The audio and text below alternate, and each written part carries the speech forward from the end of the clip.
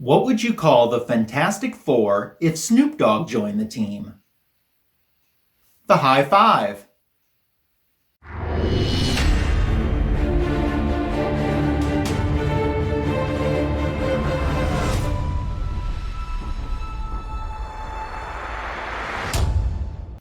It's great to see that you've stopped by my YouTube channel again for today's Comic Book Editions video.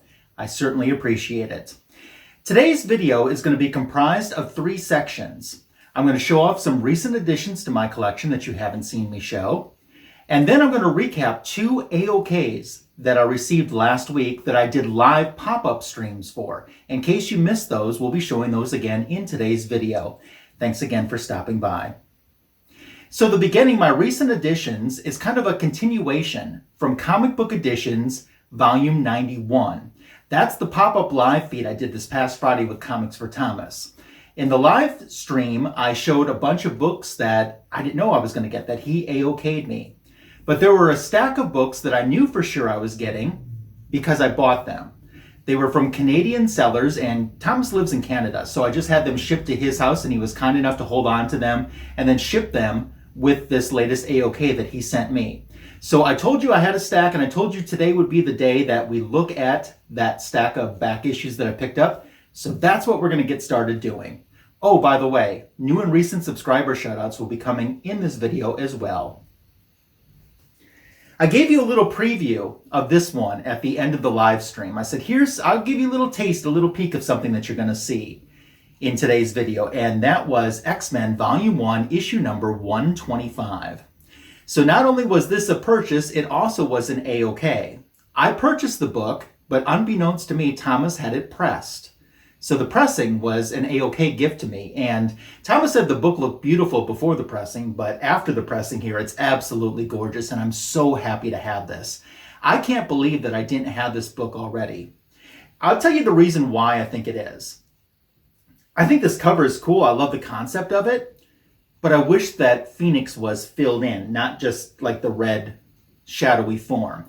Now, after the live stream, Thomas and I had a little bit of a conversation about that. You know, that truly in her Phoenix form, you wouldn't see the details of her costume. But I think the deal is Phoenix wasn't in all that many X-Men covers to start out with. And I mean, she's in this cover, but we don't get the full details of her costume. What's interesting is there is a foreign edition version of this that's been redrawn, not nearly with as much detail, where they did fill in all the costume details. I mean, I love the cover. I'm happy to finally have this book. I don't think I ever read this until Omni X-Men, when they did this issue, John's Comics with Kids and No Good Comics, Justin. And the issue is so good. It's so Jean focused. You got Jason Wingard in there, and that's where he meets Jean. So not only are we setting up the Proteus storyline in this issue, but we're setting up the Dark Phoenix saga in this issue as well. So finally have it in my collection, and I couldn't be happier to say that that's the case. Awesome. I'm not done with X-Men books to show you, though. Here's one that I've always wanted, and for whatever reason, I've never picked up until now. It's issue number 152. Look at this awesome cover with Storm and Emma Frost having switched costumes. So I have 151, and that's the issue where Kitty Pryde leaves the X-Men. And I think that she goes to Emma Frost's academy. And I think the X-Men are going to get her in this issue, maybe. That's what I think. I haven't read it. I will be reading it soon. As a matter of fact, I'll probably wait since Omni X-Men is getting close to coming up to this issue. I might just save it and read my actual floppy copy instead of a digital copy when they get to this issue, but I'm really looking forward to it. Speaking of, last Tuesday, a week ago today, I was the guest on Omni X-Men. It was X-Men number 148, which featured Spider-Woman and the Disco Dazzler making an appearance. First appearance of Caliban as well, and we had a great time. So if you didn't catch that live stream, it is archived in the collaborations playlist folder here on my YouTube channel, so you can check it out there. Another X-Men for you, 154. Great cover. Use this one as the thumbnail for today's video. I realized that, and I mentioned this in a video before too, that I could complete a run of like X-Men 114 through 218, I think. And I was only like 6 or 7 issues away from being able to have that huge 100+ run stretch. So that's what I'm trying to do right now. The X-Men books that you'll be seeing me show on my channel in the near future, as well as the ones here today, are filling in those gaps. So I don't have any holes in that 100+ run period. I'd love to really do X-Men 1 through, like 218. Maybe someday, you never know. I've made so many collecting mistakes when it's come to X-Men. I've had so many opportunities to have X-Men books, and I, for whatever reason, passed them over and have huge regrets over that. That's a video for another day, though. Another X-Men for you, issue 167. Now, I remember right around this time period that I wasn't crazy about these covers, and I think that's the reason why I wasn't buying them. 169, I started buying X-Men again after, stopping in the 150s, in the early 150s. And I just wasn't crazy about the art, but some of the stories that I've read inside, the stories were really good. So I truly did miss out, and I'm making up for that fact now by filling in these gaps in my collection. Switching over to DC right now. Here's a book that you'll probably say, why did you buy this? You don't have this already? It's Wonder Woman issue number 106 from volume 2, the John Byrne era of Wonder Woman, with this amazing, this looks like a pinup to me, this amazing cover art. I do have this book already, and I have a really nice copy of this book already.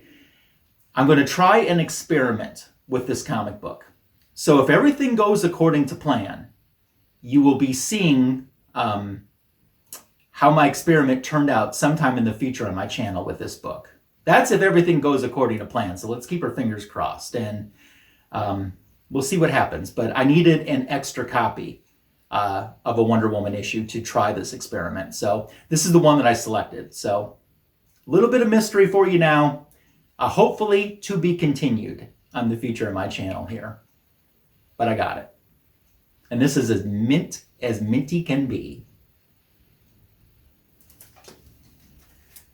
It's been a little while since I picked up a Green Lantern, Green Arrow comic book, and I'm trying to get the issues that feature Black Canary. So usually where Green Arrow is, Black Canary isn't far behind. And there was a time that Green Arrow was co-lining with Green Lantern in these comic books, so there was a lot of Black Canary appearances as well. Trying to fill those in, this is issue 105. It's been a little while since I added a Green Lantern, Green Arrow book to my collection, but I have this now, definitely in my wheelhouse. I think this cover is great. It's intriguing. They're up in the sky in an airplane when this attack is going down by their supervillain. So it'll be a fun read for sure. As I always say, I haven't met a Bronze Age comic book that I didn't enjoy. Let's turn to the Silver Age. One of the runs that I am trying to work on in 2022, and I hope I can complete because I'm really not that far away, is the Silver Age Teen Titans. And this is issue number 21. This is in amazing shape as well. And great Hawk and Dove guest appearances. And we're talking the original Hawk and Dove when they were brothers. Not the couple thing with a female Dove, but the original Hawk and Dove here. And this will be a fun read for sure. I think this one is actually a Neil Adams cover. I know Nick Cardy probably does the interiors and did a lot of covers around this area, but if I'm not mistaken, I think this one is a Neil Adams cover. It's an amazing cover for sure. And as I said, not many left to go on my Silver Age Teen Titans, 5 or 6, I think, in volume 1 to complete. And I already have issue 1, which is the big one of all of them. So that's good. Sometimes DC Silver Age stories can be a little out there, but overall they're fun. The only thing with the Silver Age Teen Titans is their dialogue and their talk. Like they constantly refer to Wonder Girl as Wonder Chick. And they have a Flasheroo is what they call Kid Flash, and they have like little names and stuff, and that didn't age very well, but the books do, and I enjoy them. I enjoy Teen Titans, so. And I'm working on my Justice League run here. That's a priority for 2022. Issue number 44 was able to fall into the budget, which makes me extremely happy, and it's in great shape too. Around this time period, the Batman 1966 TV show with Adam West was a huge hit on TV. And you'll notice DC was putting Batman front and center on anything that they could put because he was just selling. And a lot of these Justice League covers in this era too, you always see, if you see Batman front and center, it's a good indication that that's when the TV show was really doing well. Got the go-go check marks up here too for fun Silver Age. I know, and myself included, people enjoy the go-go checks on top of the books. That's awesome. Some more go-go checks, issue number 49. What did I say about Batman being front and center? There he is, front and center. We got a Felix Faust story. He's the villain in this issue too. Got some Superman, some GL in there. This will be a good read. I want to put a video together for you soon. I'm hoping to do that this month. Maybe I can get to it next week, but definitely this month I want to put out a video showing you some more recent additions, like hauls of Justice League of America that I've gotten. I've gotten, some Bronze Age books that I'm excited to show off to you. And I have a Silver Age book too, another Silver Age book to share. Here's one from the Bronze Age, Justice League issue number 114. This is one of their big giants, 100-page giants. It was 60 cents back then, and an expensive comic back then for the kids on the newsstand. But you sure got your bang for it with 100 big pages here. A lot of the issues in this range, in the one teens, have very similar covers where they have panels in here because they're reprinting other stories as well to get into that 100 pages. You know, you're getting like one original story mostly and then reprints of previous issues too. And a lot of these panels, a lot of these covers rather, all seem to run together for me.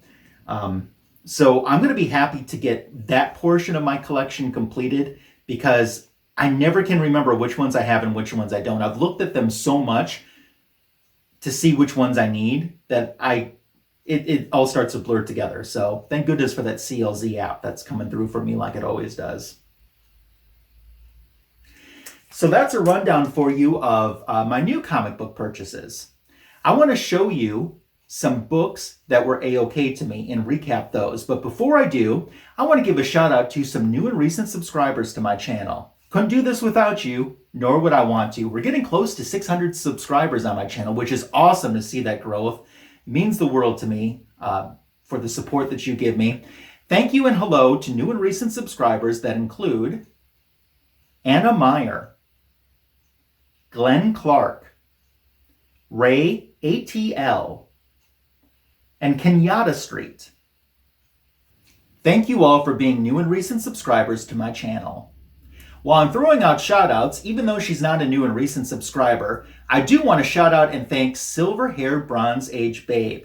She gave me the inspiration to feature all female comic book covers for Women's History Month in the month of March on my back issue of the week.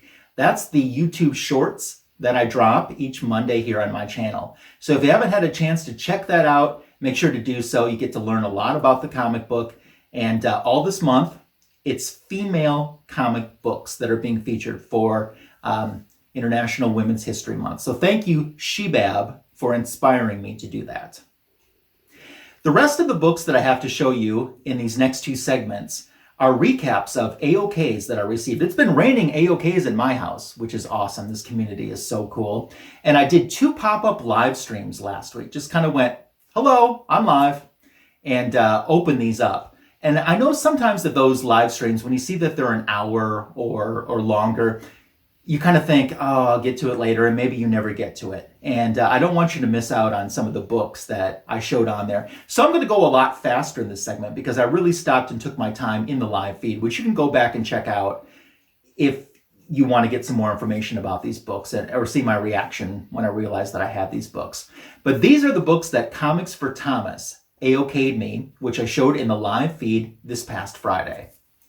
So he started me out with Silent War, issue number 1. It's a 6-issue miniseries. Now, I didn't know a whole lot about this series, and Thomas said that he had read it and it was really good. What I did know is there's a lot of characters in this series that I really like, and it looks like it's Inhumans based.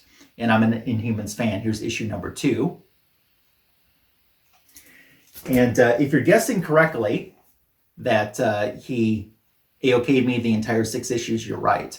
And I'm going to sit down at one point and read them all, like one after the other, and enjoy it that way. This I thought was a really cool cover too, with Crystal and Quicksilver. And this covers, I mean, there's some great covers here. As I told Thomas, I said, I look at this and all I can think is everything that's around Black Bolt at this point is just crumbling. Here's number 5. I had never heard of this series either, so I'm excited to check this out.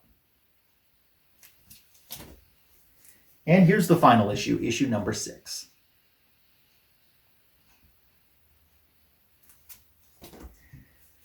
Got some early Bronze Age, Superman's pal Jimmy Olsen, issue 157. Dude doesn't have a face. Where did it go? I don't know. I'm sure this will be a fun read. This one, you might remember in not too long ago in a comic book editions video, I got my first Alex Ross timeless variant, and it was She-Hulk. And I said I'd love to have all of them, but you know, there's only so much room, there's only so much money to spend. Thomas got me the Namor Alex Ross timeless variant, which is awesome. The book this is for is Empyre Fallout Fantastic Four, issue number 1. So that's cool, and I'm happy to have this. You know, the more timeless variants I can get, I will be happy about. I'm wearing her shirt today, so there's some She-Hulk. Here's issue number 18. I have a full run of the Savage She-Hulk, but my Sensational She-Hulk, not that many books. You know, before this issue, I think it was 150 and 60 I had. So the first, the last issue, and then the 50th issue. And Thomas got me this one, issue 21. Big old monster and drag. And then, really stoked about this, as I was talking about earlier, my Green Lantern, Green Arrow books. On the Marvel side of that, I'm trying to work on the Daredevil run that featured Black Widow. She started out as a guest star and then eventually became a co-headliner in the title. And I haven't added one of those books to my collection in a while, and Thomas got me a few that I can check mark off. Now here's issue number 95. Great cover. Black Widow real tiny there in the corner. Her trade dress art is bigger than she is on the actual cover. That's funny. Issue number 96.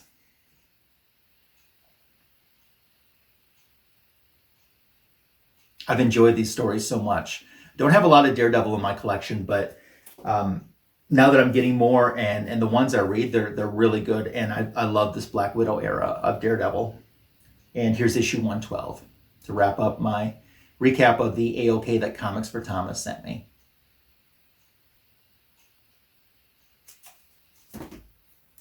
So I had another AOK that I went live Thursday for from Mr. Gretzky, my friend Matt. I always enjoy getting to talk with Matt, and this was our first actual hangout, which is so good. He is OG YouTube comic book community. I mean, he's been around for over a decade just in the YouTube comic community. He's seen it all. And I love listening to his story. I know that that's a longer stream, but if you could throw it in the background someday, I think that you'll find some entertainment in it. I certainly did. I could just listen to his stories all day. And he was so kind to send an AOK my way too, and I want to recap those. Once again, I'll go a little bit faster because during the actual stream, I really slowed down and spent time on the books. But just in case you didn't get a chance to see them, I'll show you what he sent. The Dark Crystal, issue number 1. Of course, this is based on the movie. Found out, I believe this is the comic book adaptation of the movie, and it was broken into 2 parts. So he sent me the second part as well. So that will be fun to check out. And then this next book, I loved everything he sent, but this was just perfect.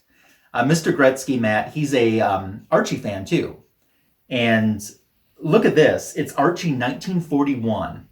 and it's issue number 1, and this is the Stadium Comics exclusive version, but it's an homage to Sensation Comics number 1, which was Wonder Woman's second appearance and her first cover appearance, with Veronica taking the place of Wonder Woman on the cover. And I love this because this is, as I told them, I said, this is like if you and I collaborated on a comic book together. This is the end result.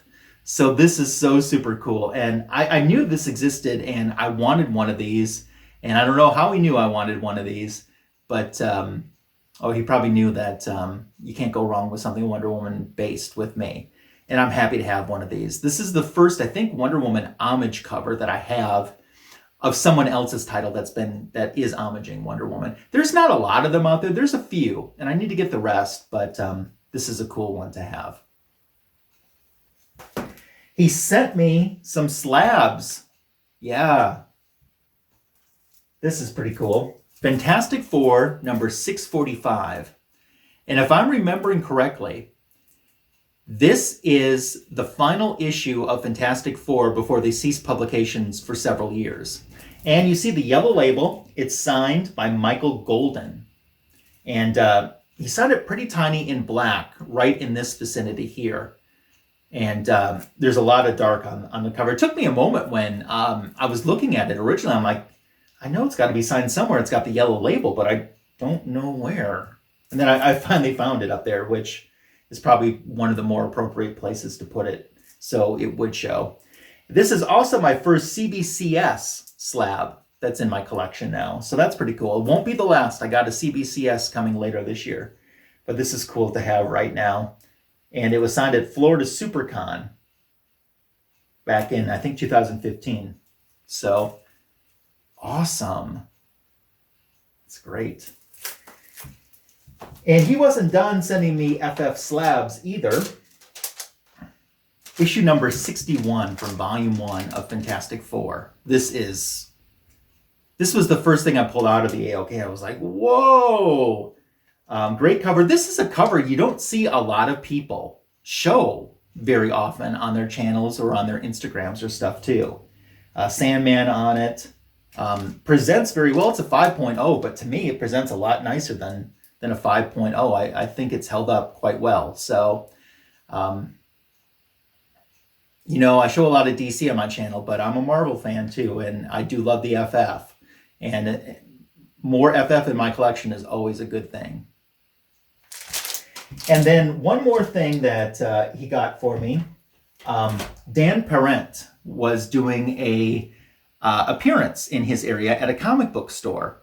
And they had this print for sale, which he got for me, and then he had Dan sign it right up here. So this is Wonder Woman 77 Meets the Bionic Woman. I have the comic book version of this cover. This was an exclusive retailer cover, but I didn't know that the print even existed. So, and he put it in this nice frame and everything too. I mean, frame worthy, ready to go right from the beginning. And that was awesome. I can't thank him enough. So thank you, Mr. Gretzky. Thank you, Comics for Thomas. I'm putting the link to both channels in the description for this video too, in case you're not subbed to them. Make sure to do so. I certainly would appreciate it. What did you think of my haul? Leave your comments below.